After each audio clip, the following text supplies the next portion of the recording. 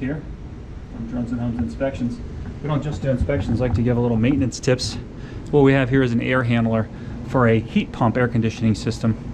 The heat pump's really just one system. You'll see there's no furnace, whereas the heat pump does air conditioning as well as heating for the house. So one thing we like to check here as far as maintenance goes is this white tubing here is your condensation line that gets rid of all the condensation that builds up.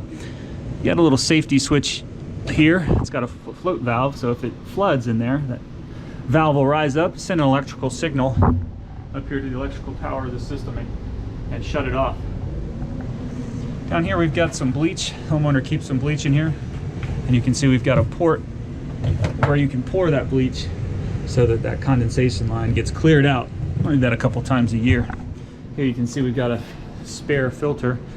We'll check out this filter down here. Always want to change these out. I recommend a couple times a year.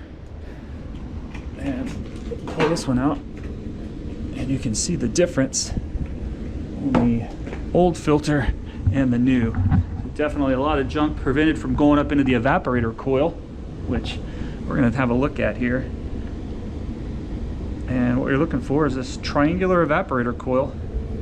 This looks like this up in there, and that's what does the work for you.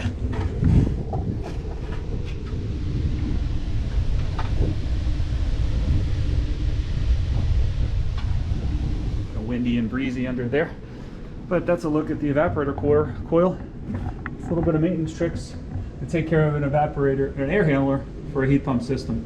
Check us out, jonesandhomesllc.com. Book an inspection.